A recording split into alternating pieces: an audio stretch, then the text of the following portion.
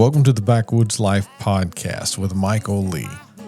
With over 20 plus years in the outdoor industry, I've got some of the craziest stories to tell, and you never know what's going to come next. Thank y'all for listening. Let's get right to it. Mother Nature will. It's the thrill, it's the skill, it's the rush, it's the dust and grind. Living the backwoods life. All right, everybody, welcome to the Backwoods Life podcast. I'm Michael, and as you know, I don't keep up with podcast numbers. I just make them up as I go, so we're on 115 to 20 or somewhere in that ballpark. So here we are. Welcome to another Monday in the office, so to speak. I'm joined today by my good buddy, Robie from Antler King. Man, I'm telling you right now, if you're looking for somebody that needs some knowledge on how to grow deer and how to grow food plots, this is the guy. This is our sounding board. This is our resource.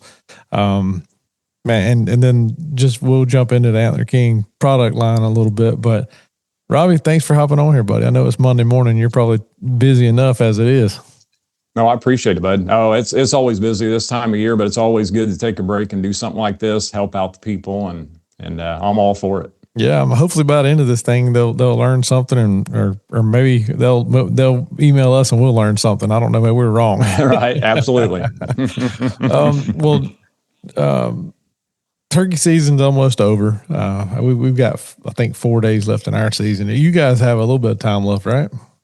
Actually, we have from the day we got 3 days left. 3 days. Oh, so you're on. That's all I got left. Yeah, that's crazy. Our south zone is done, and the north zone where I'm at here in Central Illinois, Thursday's it for the year.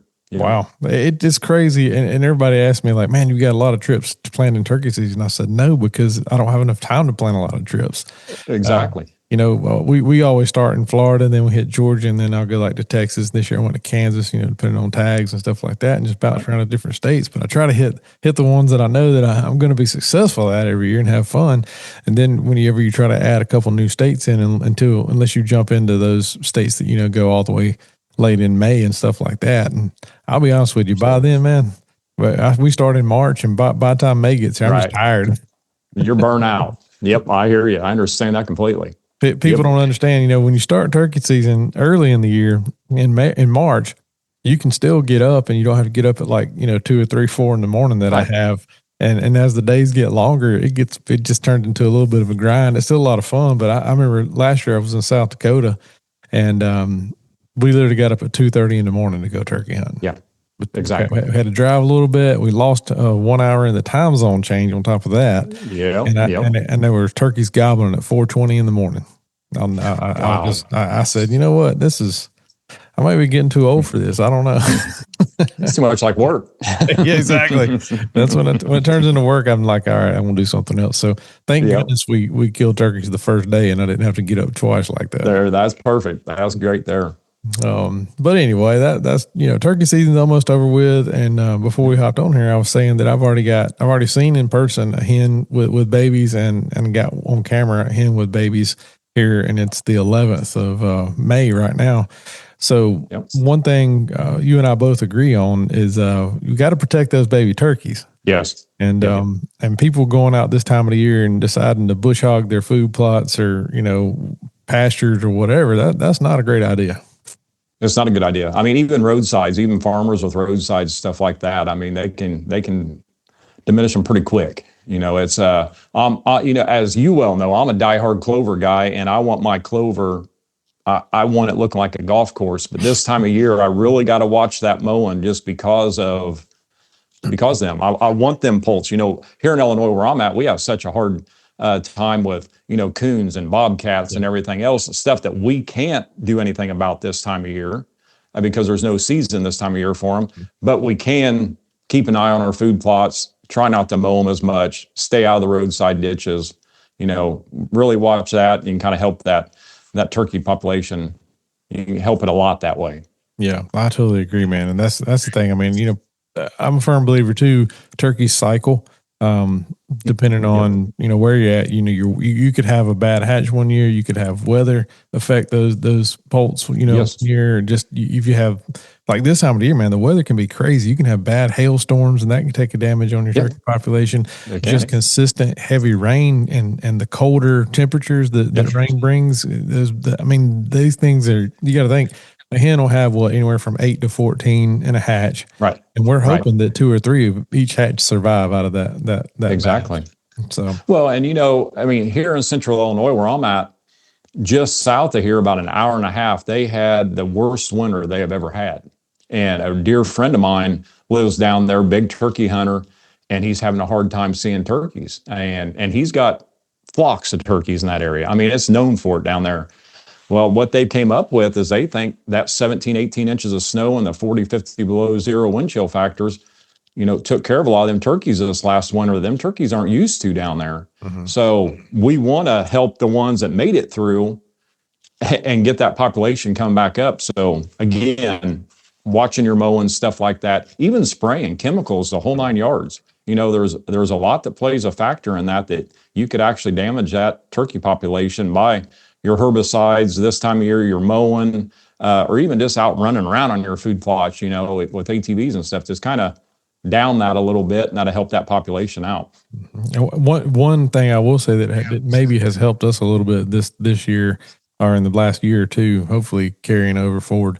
Well, it's been a curse and a blessing, is we had a bad hurricane, actually a couple, but Helene came through, and I mean, it wrecked a lot of timber.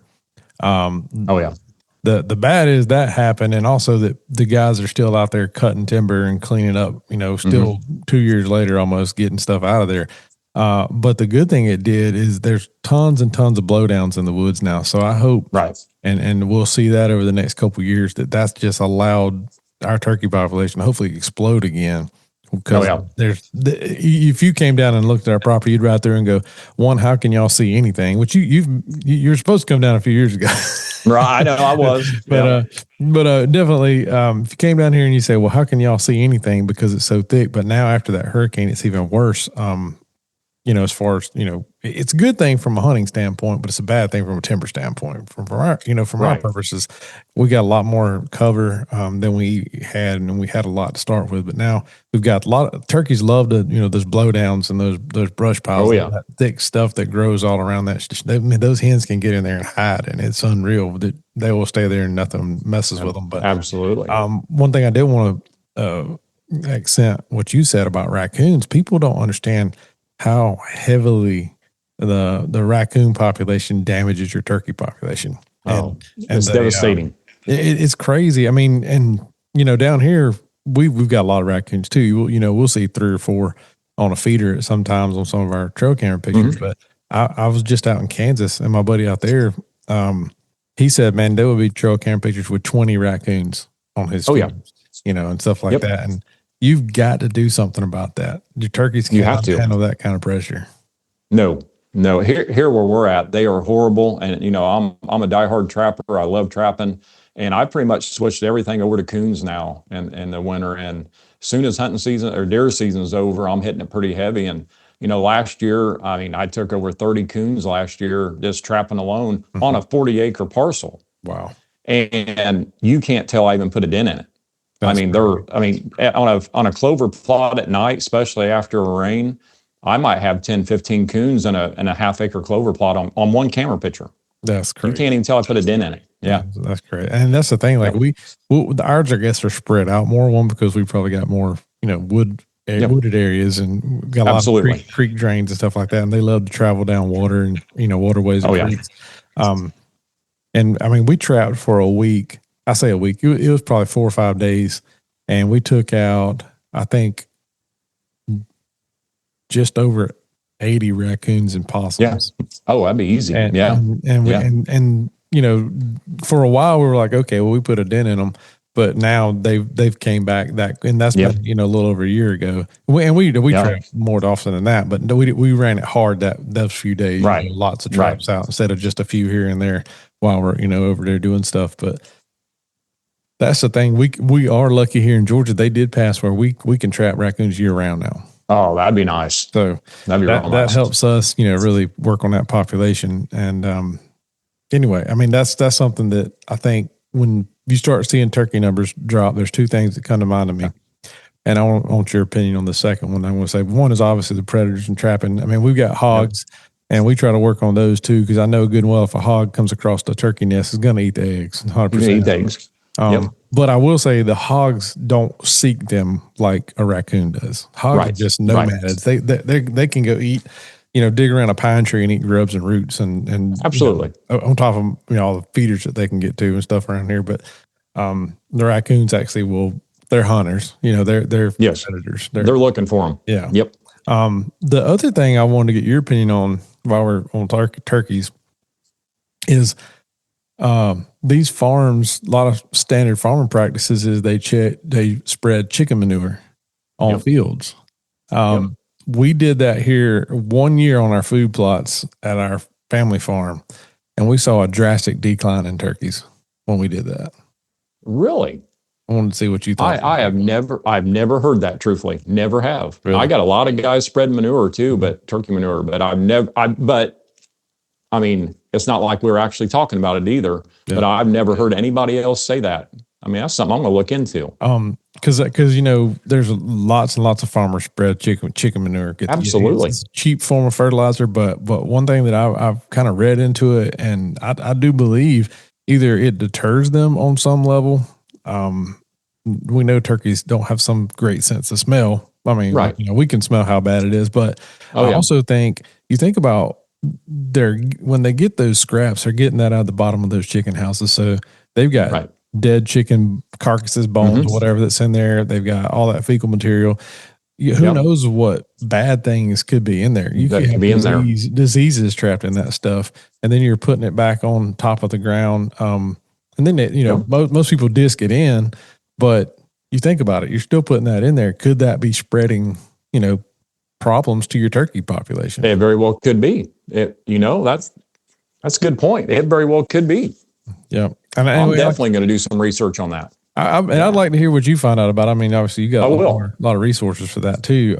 Because on my end, when we did that on our family farm, it was, not that we try not to obviously overhunt our turkey population, but I think on a great year, we may shoot 6 or 8 gobblers off of the whole place, which is pretty solid for what we got.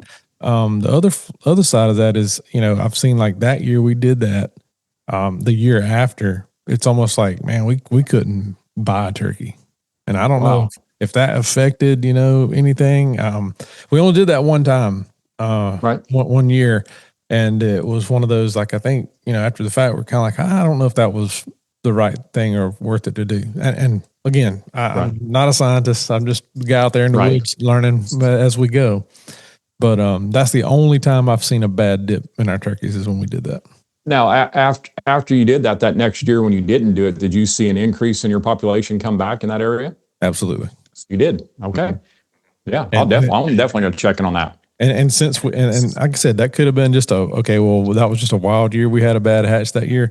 But also I know I've kind of read about some other people in other states, some kind of correlating data with that. And I don't know, because was it several years ago, like Oklahoma and Kansas, man, they got hammered with their turkeys. Almost went away, and now they went away. Thank goodness, there are a lot of turkeys out there now, but and I don't know what I was trying to look up farming practices there, and I know they do spread a lot of manure in that part of the country.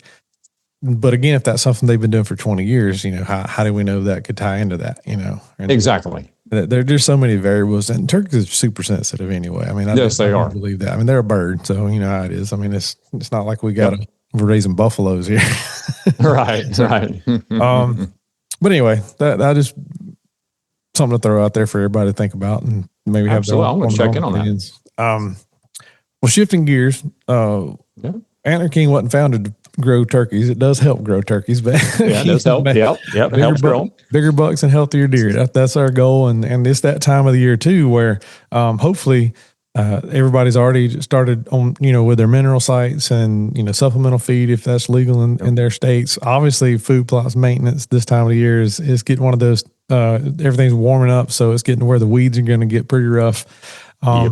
We've started feeding our deer, and we've had a bad drought down here. And like anybody listening to this, been watching the news, you've seen fires in the South Georgia area, North Florida, and that's not too far from us down here. But we literally have probably the least amount of rain I've ever seen in the past few months in my existence, being here and paying attention anyway.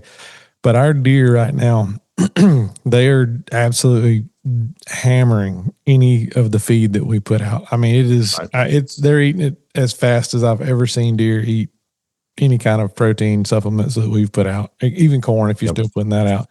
I want to get your thoughts on that. Do you think it's because of that drought and it's been so dry that the native browse is so, That's it's like eating straw that, deer aren't going to do that. So that's exactly right. Yeah, them natural browse out there, they need that moisture, number one, for growth, number two, for sweetness and the nutritional value. A deer will always normally hit its natural browse before it will anything supplemental. And when you don't have that moisture, they're going to hit the supplemental feeding a lot more because them browse are not desirable to them. So that plays a big role in it. I mean, here where we're at, like over here in Illinois, we can't feed, but Indiana you can.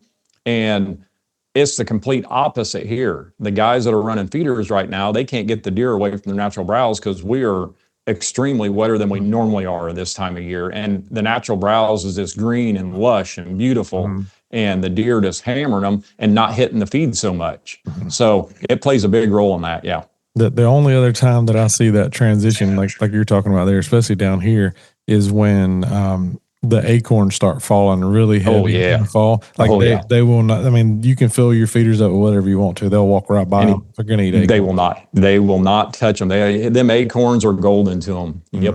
And it's like they know what time of the year what's popping off. Like that food source changes, their diet changes. They know that. I think internally they know that, hey, I've only got like a month or so to eat these things, and put that that into my system because I relate it to even a human. We don't eat the same food every day. I mean, maybe the people that are diehard on their diet, they can eat chicken and broccoli every meal, but me, I bang my head against the wall, man. Just right. Me too. But with that being said, deer they have their preferential food sources, and like you said, this time of the year, if we had the rain normally, man, that we're lush and green like a tropical down here. I mean, we've got that subtropical climate. We get a lot of moisture, a lot of humidity, and we've just not had that. For the last few months, the weather's honestly been very pleasant because we don't have that outside. You don't have it. You don't walk out and you go, oh my gosh, it feels like a sauna out here.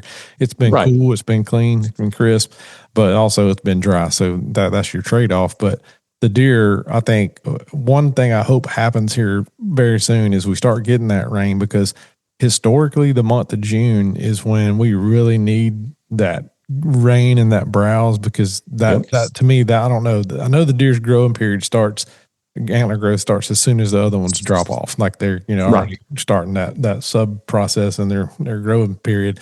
But that month of May and June seem to me the most important for rainfall to have those extra browse and all that greenery, right? Because that's when they're really putting on the antlers, in my opinion. I don't know. What are your thoughts on that?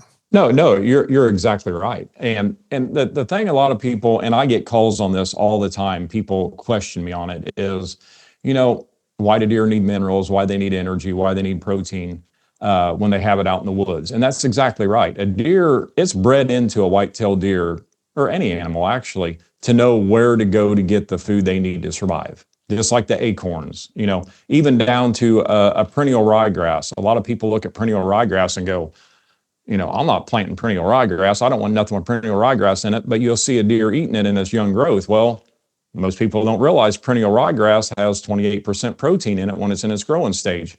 Them deer know that, so that's where they're going to get their protein. And, the minerals, there's minerals in soil, there's minerals in certain plants that deer can eat. Well, why do you offer them supplemental? It's just to help them out even more. Yes, a deer has everything they need to survive. And just like you have now in I'm not saying a drought, but low moisture type area there, and you don't have the green up that you normally do, that's why them deer are hitting them feeders so much, because they're not getting what they need in their natural browse, and you're supplementing them to help them deer get healthier until that actually happens. And you made a great point with the acorns. A deer will walk away from anything to eat acorns when they drop because they know that's the only time they're going to get them. They know it's that time of year they're going to be dropping. That's where they're going to be at. So the natural browse plays a huge role in a deer's diet. And then with our supplemental feeding, it is just, it's an ace in their hole just because you're giving them exactly what they need at the time they need it the most. and in a higher quantity of what they can in their natural browse. So that's how you're getting them healthier. A deer will never walk away from that natural browse. Never. Mm-hmm. They're always going to be in it. I mean, I have deer walk across a clover plot offering 30% protein to go eat some ryegrass over there. And then the next day they might be in my clover plot. You're never going to tell a deer where to go and where you want him at. He's going to go where he wants to go. You know that. Mm-hmm. So I don't care what you feed him with. But I mean, the supplemental feedings and the minerals and stuff like that, they're crucial to a deer's diet. They can never get enough, especially mineral content, that they actually need to be as healthy as they can from their natural browse. That's why we like supplementing them with more different minerals. Mm-hmm. They're going to get the ones they need to survive, but we want them to survive and be even healthier and bigger. So that's why we supplement. Exactly. And I mean, our goal as hunters is not, well, my goal anyway. Everybody's different, and I'm not going to disrespect anybody's different goals. My goal isn't just to go out there and shoot a deer. I mean, that's right. That down here where we're at, they're so plentiful. That's not hard to do. Yeah. I mean, if I want some meat for the freezer, go out there, find me a nice doe, put her in the freezer. I get 10 doe tags in Georgia a year, so I can fill that thing up. But my goal is to see what I can do from a management standpoint to grow my deer, let them get a decent age, which is hard to do down here. I mean, I will say that. I mean, if you can grow a buck, depending on your acreage of land, because down here it's very, very thick, and most of the time, once a deer gets to 4 or 5 years old, he's been around the block enough. He's seen, Kevin walk around and going to and from his stand enough. So he's going to get smart enough where you may not see him but once a year. That's right. He's just going to make that mistake once a year, twice a year if you're lucky. But my goal is to let that buck, no matter what he looks like, get to the right age. And I think a lot of people, from a management standpoint, they make assumptions of deer at the wrong age. Right. And my buddy, Jared Washburn, right? That we hunt. Oh yeah, absolutely. Jared's he's on the deer farm in Wisconsin for a long, long time. And I pick his brain all the time about deer because he's seen so many different scenarios. I said, all right, Jared, what's the right age to shoot a buck? And he said, man, it depends on the deer. He said some deer peak at 4, some peak at 5, some peak at 7, some peak at 9. Yep. Just depends. I said, he said most time in the wild, you can't let a deer's not going to get that old. They're going to get shot, or they're going to, get hurt fighting and die, or they're going to get run off. I mean, he said that, there's all these nature scenarios, but he said, I can take you out here and these deer that I know how old they are. And I can say, all right, how old's that deer, just looking at his body? And you'll say, oh man, that's a 5-year-old. And he said, no, he's 2. Then he said, I can take you over here, and you'll say that's a 2-year-old. And he's 5. He said, they're all just genetically different. And that's the same thing in the wild. And people, and I get it where they're coming from. I think the biggest mistake, excuse me, that people make is they label a deer a management deer. Right. Okay? Right. And that's when, okay, well, that deer comes out and they're like, oh, man, that's a 5-year-old, 6-point.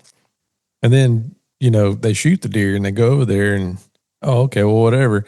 Then they actually pull his jawbone. They look at it and they get it, officially aged or whatever by your taxidermist or biologist or whatever you want to do. And then you come back and guess what? You did shoot a 2-year-old 6-point. 2-year-old deer. Yep. Because their body types are so different. They are. And so with that being said, give us some of your thoughts on, and I don't like the term management deer. I think management deer a lot of time is made up, and cull is made up for people to just want an excuse to shoot a deer. To shoot a deer. Yeah. They see, well, that's a cull, and they shoot him and they're like, well, why'd you cull that deer? Well, he's never going to be anything. Well, how old is he? I don't know. He's probably 2 or 3. Well, how do you know he's never going to be anything? We don't know what age he should have been. He should have been 5. Yep. And my rule of thumb that I used to go by, based off of history on our land, because we have data collected and age the deer, jawbones and all this fun stuff that we do. For most of the time, if somebody comes and hunts with me, I said, if it's an 8-point, clean, slick 8, no cheaters, no kickers, no whatever, clean 8, and he's at least 3.5, 4.5 years old. If you want to shoot him, shoot him. Right. If he's a 10, a 9, or a 10, make sure with the best of your ability, make sure he's at least 5.5. That's Right. just a general rule of thumb. So I don't Yep. know. I want to get your input on some of that. Well, my biggest thing is I want to. It's hard if you're going out places that you don't know to hunt. That's the hard Mm-hmm. part. Mm-hmm. That's very unfamiliar to you. Like with me, I mean, I let my trail cameras and my own eyes do most of the work year after year. There's so many deer I know on my farm on how old I'm pretty sure they are just because of the history I have with them. Mm-hmm. So I enjoy that part. I mean, if you got your own farm that you can run the cameras or visibly during the season, watch them year after year. There's a few bucks that have kind of played me a little bit and changed up a lot on me that I really had to wonder. You know, I'm sending pictures to buddies going, "Hey, do you think this is the same deer? Because it don't look like it." I mean, he's completely different than what he was last year, but the whiteness on his face over here, where I've always known that was him, that sure looks like him. So some of them will really explode or go way downhill more than what I think they should, and it kind of throws me for a loop. But 90% of the deer that I have on my farms, I watch so much, I can pretty much tell you. I know a deer sitting over here right now that my wife shot 2 years ago. I watched that deer for 5 years, Mm-hmm. and I never could get on him during season. Why he was still growing good. His body was just getting bigger and bigger. The rack was getting smaller and smaller. When she ended up shooting him, he ended up being a 7.5-year-old deer. He only scored 130 inches, but I got pictures of him 3 years prior where he's about 190. Wow. You know, he just dropped so much in a couple of years that I mean, I told her, I said, you know, the old buck ended up field dressing 243 pounds, the biggest deer she ever shot, you know, and it's still a beautiful deer and it's an older deer. And that's what I want to take out of the herd. And especially watching him drop that much. Most people see that deer and see 130 inches going, well, that deer is only 2-3-year-old deer. But I knew that deer for all the years, all the trail cams. And sad thing about it is, I guess I'm not that good of a hunter because there's quite a few of them that I watched for all them years and I never did get to pull a trigger on, and they did, you know, but no, just the history of it. You know, I carry a notebook, and the funny thing about it is, if I'm sitting in a deer blind, I am very bad. I do the same thing to my food plots. I have a journal that I carry with me, and if I see certain deer in the food plots or field that comes out that I want to know, I mean, I write it down, when it was, where it was, what stand I was in. I mean, I enjoy doing that. So I enjoy it more than I do shooting them anymore. And just getting to learn them and know them. And, you know, I guarantee he comes out over here because it's an east wind the night where he came out over there with a west wind last night. And just to see if he will do it, you know. But knowing the deer herd that you have is key. But when you go to a place that you're not familiar with, it's very, very easy to make a mistake and shoot a young deer thinking he's older than he is. I totally agree. And you hit the nail on the head when right out of the gate, you said that. It depends on where you are, because me sitting here in Georgia, and don't get me wrong, parts of Georgia, deer are smaller and some are larger. I mean, the heaviest deer that we've ever taken on any of our property is, I think, like 255 pounds. That's live weight, which is, that's a heavy deer. That's a heavy deer. But then if I go to in Illinois or Iowa or, you know, Missouri, whatever, I mean, that's not a heavy deer there. I mean, it is. It's a nice deer, nice body size, but I mean, we're talking those deer are more pushing 300 pounds live weight. Exactly. You know, absolutely. And so what throws you off, and it works the other way too. So I've been down to South Texas plenty of times and go down there and a deer weighs 155 pounds. You know, everything included, especially later in the year after the rut, and they come out and the rack looks like it's a 200-inch deer and he's about a 140, but he weighs about 140. Exactly. Yes. And that's the hard part. That you do have to adjust your scale depending on, you know, where you're at and what you're doing. But my biggest thing is, and it's hard. Now, that's what another thing I kind of brought my own point up there is post rut is really, really, really hard unless you know that deer and you can look at him and go, all right, there's his rack. I've got that rack memorized. He's got whatever identifying, you know, feature. Because on our property here in Georgia a few years back, we had this one buck. He was just a big, clean 8, had crab claws on the end, and that's what we called him, just a whole crab claw 8. And this deer in October looked like a Brahma bull when he walked out. We saw him every day in the same spot, every afternoon. He was in the same area, same food plot, and we just couldn't get close to him in bow season. And then muzzleloader season, he stayed a little bit out of range for, you know, muzzleloaders back then. And so we just kind of, all right, he kind of slipped through the cracks for a little while. And by the end of the season, I say the end of the season, after Thanksgiving, he was rutting so hard, and that piece of property was 1,000 acres. We had him on every trail camera on the whole piece of property that night. Yep. And my wife Yep. shot him probably 9:30 that morning, and he came out the opposite side that he has ever come out from on that food plot. And when he walked out, I said, "That's him." And she said, "He looks like a 3-year-old." He was so, he was so run down. I said, "No, that's him 100%." And she shot him. And of course he was 5.5, 6.5-year-old deer. But that just shows you, like, when they're covering that, he was actually bedded down. I mean, on the other side of the property, just laying down in a food plot. I guess he had a lockdown with a doe, that night before she shot him, and he was coming from the opposite direction that he should have. I mean, that's just shows you what they do, and when absolutely they get going crazy. But my point with that was they rut so hard that you can't judge their bodies at some point. Right. And I'll tell you another thing. There's kind of a funny story that I'll share, even though, again, how anal I am when it comes to the data on my deer. I'll never forget this year. I've been watching a deer with a split G2 for 3 years. And I knew he was going to be 5. And I told the wife, I said, if I can get a chance to shoot this deer, I'm shooting this deer. I said, I want him. And set in the blind one evening, he comes out. I got a 12-acre winter wheat field that comes out of a bedding thicket, comes across my wheat field, comes into my plots, into my woods. And I'm sitting on this winter wheat field. I got clover all behind me. They cut in front of me, come around behind me into the clover. And I happen to look up, and I see this big split G2 buck come out. He's pushing a doe. She gets out there so far, turns, takes him to the woods. Well, I'm videoing him. I'm sending the video to my buddies going, he's back, because he'd been gone for a little while. I said, he's back, finally. The next night I set out there. He's behind a doe, comes out the same spot, this thicket, runs around chasing her, goes back in the thicket. He's gone. Third night, I'm sitting there. I look over, and this doe comes running out about 80 yards from me out of this thicket, and he's on her back. I mean, he's on her. And I get him in front of me. I start screaming at him, draw back, shoot him. He goes over. I go find him. Long story short, he's at the taxidermist. 2 weeks later, I'm looking at trail cameras, and I'm like, why is my buck on camera for? And I'm looking. So I grab the pictures that the wife took of me and the deer, and I'm looking. I shot the wrong deer. The deer I shot had a split G2 on the right, on the left side, and the one I was hunting had a split G2 on the right side. But my mind that night, him running across there, I saw the split G2, and I'm like, I'm shooting him. Well, he turned out to be a 4-year-old.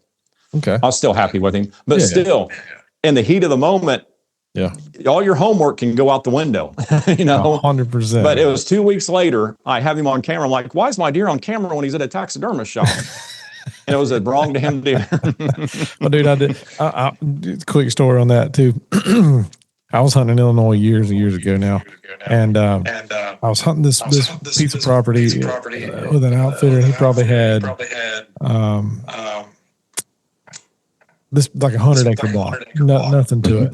And I'm sitting there that morning, and it's first gun season in Illinois, and the deer are just running all over the place. Like they're chasing does, they're just rutting hard as they can. And then this buck comes out. He's a big, clean 10, and he's probably 160-inch deer. And he's just dogging this doe, runs over the rise in front of me on this ridge, and disappears. And I can't do anything. And so I'm sitting there, and I'm thinking, man, if that deer comes back, no doubt I'm going to shoot this deer. And sure enough, about 15 minutes later, here comes a nice 10-point, comes right over that ridge. Boom. And of course, I shot the wrong deer. Wrong deer, yep. But all I could see was here comes another 10. It looked just like the one I just saw, but he was just a smaller version of it. Yep. That can happen in a heartbeat. I mean, it can happen quick. But, that's just hunting. That's experience in the woods. And you get excited, you get caught up in it. And that's all right. I mean, that's why we hunt. Get excited. No, absolutely. 100%. So shifting gears again, getting excited. I'm like you. I almost have as much fun getting ready for deer season as I do when deer season gets here. So this time of the year, it's like I said, May 11th, what I said earlier. What is your checklist for this time of the year? Like, what's your priorities from now going into the summer to get ready for fall? Well, right now, my biggest thing is, and luckily we've had the weather here to do it, but getting my high protein food sources, such as our clover mixes in the ground, getting them growing good, give the deer some good protein. That's my big thing. Maintenance, again, with the turkey population, I kind of watch my mowing, I watch my sprayings right now, but I want to try to keep them as weed free as I can right now so they get thick and lush. A lot of tonnage there for the first season. But keeping the fertilizers on them. Again, everything that I'm saying is something that we really got to watch with the turkey population and with the poults right now. The good thing I like in my area, a lot of my small kill plots, because all my annual plots that I actually have, all my brassica plots in the fall, I turn them into clover plots in the spring every year. I plant clover in them every year to feed the soil and to feed the deer. And then I'll turn them back under and plant my annuals in them in the fall again. Most of them are anywhere from an 1/8 acre, half acre, maybe 3/4.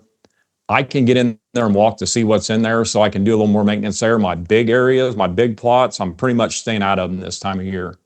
Just letting them grow, do their thing. After I start getting all the turkeys and everything on camera, showing they're doing good, that's when I'll start getting in there and maintaining them. But mineral licks is key. I've had mineral licks on my Indiana farm out since February. You know, I'm always replenishing them, getting them replenished through the,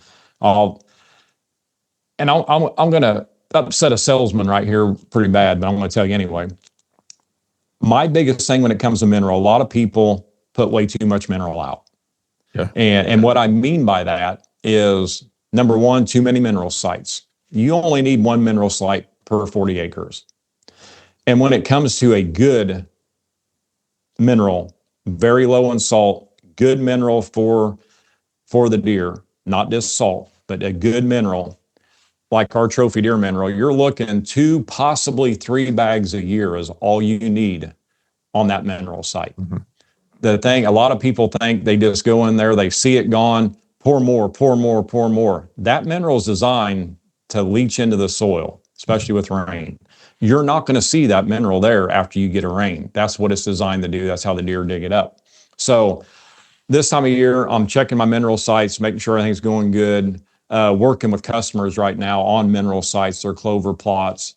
Hunting wise, I'm pretty much staying out of my woods, letting the does do their thing, getting ready. They're starting to have fun. We got fawns actually dropping right now. Mm-hmm. I try to stay out of the woods as much as I possibly can.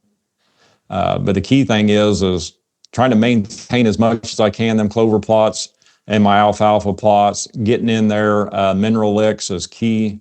Cameras, getting the cameras running good. Just seeing what kind of growth we got going on right now.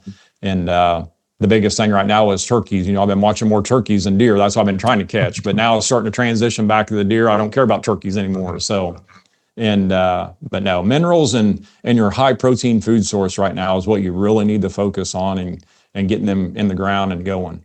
Gotcha. Yeah, and that's on our our to-do list. Hopefully we can get enough rain to make a difference right now.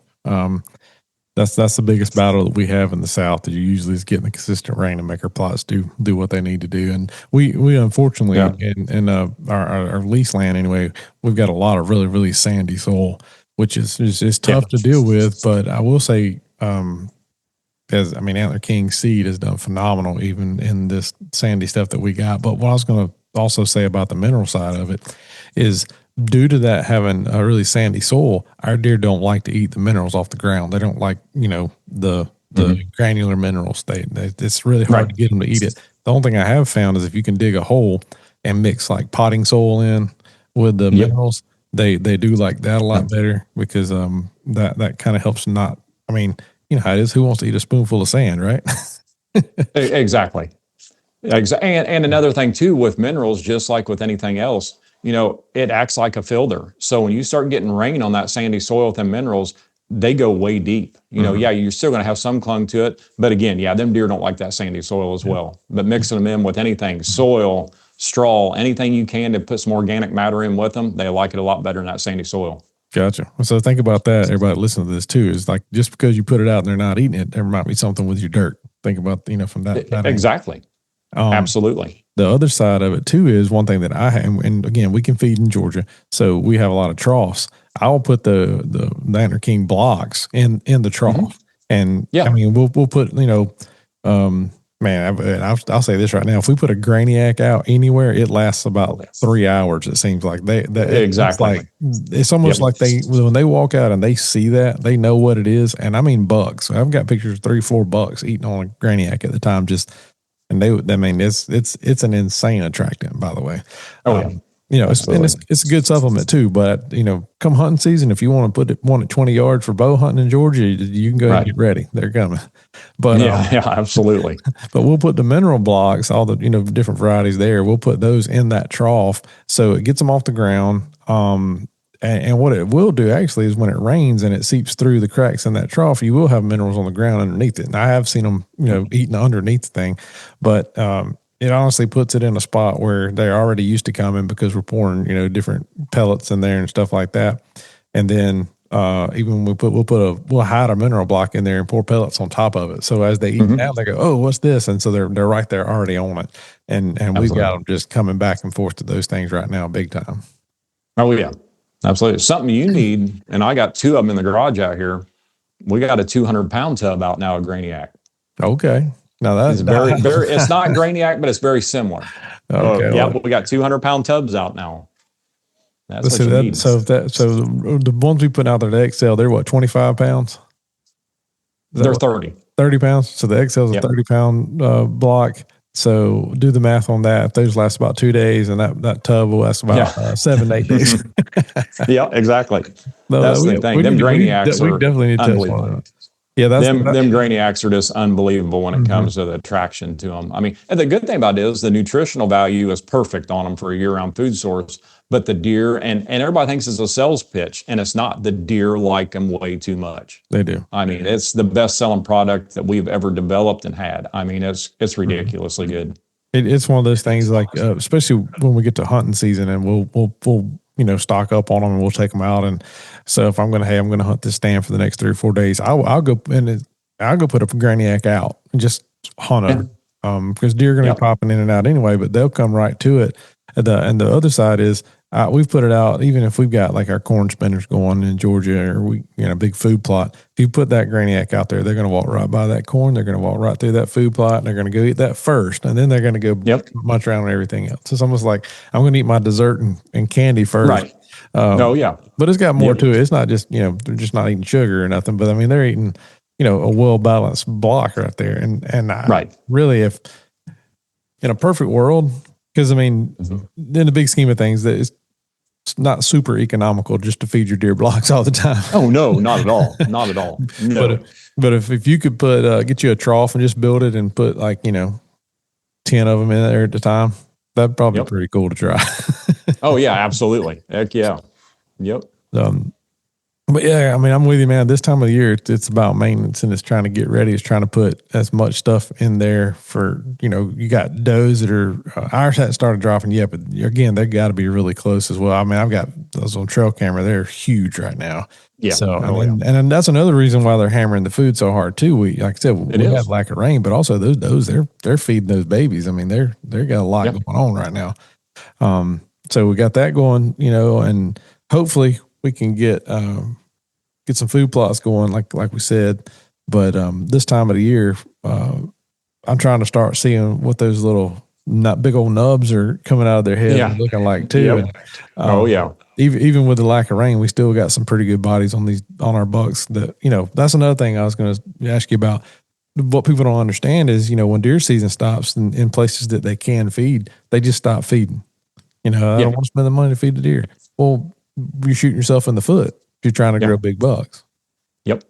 Well, and the worst thing you can ever do, and I stress this so much to customers, is if you start supplemental feeding, you need to continue supplemental feeding for the healthiness of the deer. The deer start, especially when natural browse is down. A lot of people go out there in the wintertime, go, man, we got all this snow coming in, we got cold weather coming in. They'll start feeding their deer, but as soon as that weather breaks, they stop. Well, them deer, that's what they're used to getting. They're not out searching for what they need. They're getting it available right there that you're giving them. Then when you stop giving them that good food, it starts putting a strain on them deer, because now they got to go back out hunting it again and try to find their natural browse that's going to offer them that. And usually that time of year, there's not an abundance of it. So you can actually hurt a deer by starting up and stopping, especially through the winter months, and then stopping, than just not doing it at all. You know, I mean, I'd rather see you not feed at all if you're only going to feed at certain times, and for the healthiness of the herd. No, I agree with that. And another thing I was going to say with that is you got to think about it. If you've got bucks, especially that are, those 3-year-olds, maybe 4-year-olds that you've passed, and those deer, they rut as hard as any deer out there. A 3-year-old, he's just out there looking, because he doesn't have if you got a dominant 4 or 5-year-old, he's not going to have a territory. Like, he's just looking. Those 3-year-olds are, and those are the deer that you want to see peak. Well, if you're feeding him, say, through the summer maybe and through deer season, and then when the rut kicks in, those guys stop eating for a month anyway or more, and then they're relying on their body, so their body's just getting eaten internally, and you got the 3.5, 4.5-year-old deer that are the most active out looking for does, so they're burning through everything faster than your older deer and your younger deer, and now you're going to hurt the deer that you want to grow to be bigger, mature bucks by stop feeding. Well, what a lot of people don't realize is that a whitetail deer can only give you 100% growth the next year if he's 100% growth going into it. So he has to get that body weight built back up before he starts, before he sheds his antler to start growing the new one. So you need to get that, they're losing anywhere from 20 to 30, 35% body fat through that rut. And you got to get them fattened up. And high energy is a key thing to do that with in the winter months. So feeding them up to the time you want to try to kill them and then not worry about them afterwards and let them just struggle through the winter, that's hurting that deer. You'll never get 100% growth out of that deer unless you continue doing that to keep him at that 100% going into it. So he's got to be 100%. Or hope your neighbors are doing it. Or hope your neighbors are doing it. Yes, absolutely. And we actually I found the first shed I found, which is crazy early for deer, before deer season even went out. Oh, wow. This deer is probably I would put him about 5 years old this year. And he hopped on one of our feed pens, and we use feed pens because of the hogs, keep them out of our protein feeders. And he got in there and he was eating, and he just bumped the feeder legs and popped his right side right off. And it was like early January. Wow. And I think he was just really stressed really bad, because the rut was crazy this year. Just the competition, and this deer is one that he covered a lot of territory too. But he was also at that age where he's going to cover a lot of ground. And he knocked that shed off. He kept the other side almost to the end of February, which was crazy. And when I found, I thought, well, maybe he got it hung up in the leg or something. It wedged in there and broke it off too early. But I mean, it was clean on the base. It wasn't one of those deep sheds or break offs. So, maybe he was just stressed that bad, or got injured, fighting or something, and it stressed him to leave even more. But it just goes to show you, he's coming to that food source, so he's trying to get his body back, get his energy back, and he's alive right now. That's good. Perfect. Heck yeah. But these things are crazy, man. Just sitting back and watching them and learning from them, learning from what we do right, what we do wrong. But having good quality products is the key. Just putting the right things out there for them, for sure. Getting them out. Yes, it is. Get them. The key thing is giving the deer, the protein, the energy, and the fat level they need, or energy and fiber level they need when they need it the most. A lot of people look at high protein, and the worst thing you can ever do in the winter months is feed a deer too much protein or too high a protein. A whitetail deer can only utilize 16% protein without burning fat off its body. So feeding that deer a high protein over 16% in the winter months is actually hurting that deer instead of helping him, because he's trying to burn fat off his body by eating too much high protein. So it's always best to stay 16% or less protein in the winter months. Pump it up in the growing season when they're growing their antlers, for the does having fawns, lactating, the whole 9 yards. Yeah, pump the protein to them. But I always tell people, as soon as you start seeing that velvet come off them antlers, drop that protein down and then give them a good energy food source with it. And that's going to help the best through the winter months. But everybody thinks more is better all the time, and especially a protein. I get the calls all the time. I see you only put 16% protein in this. Why don't you put 30? Because I know people are going to feed it in the winter months, and it's going to hurt the deer instead of help them. They just think a bigger number is better, and it's not. In the case of a whitetail deer, you don't want that deer burning fat off its body while you're trying to fatten him up to get him through the winter. And what people don't realize too, it's not just the bucks. It's your does. It's not just the bucks. No. Healthy doe herd makes healthy fawns. Healthy fawns make healthy bucks for you down the road. And I'll tell you what, and I'm a true believer. The doe, to me, the doe plays a bigger factor in it than the buck does. So, I mean, that's just my studies and my watching. I want them does as healthy as they can be, especially the big old monarch does that are producing them good bucks out there. I want them to be as healthy as they can be. So. And I agree with you there. That's one people don't realize is how the doe controls more of the fawn genetics than the buck does. And who knows who's going to be dad, this coming season. He's going to pass through. You're going to have a different one every couple of years. Those does in the wild, nobody shoots them. They have their home territory. Man, they can live 8, 10, 12 years. Yes, they can. And produce fawns all the way until 10 years old or whatever in that ballpark. And if they're, you got a good area, you're seeing good bucks, then you probably got a good set of does in there. Oh yeah, absolutely. Yep, guaranteed. And so that's one of those things that people don't think about that part of it.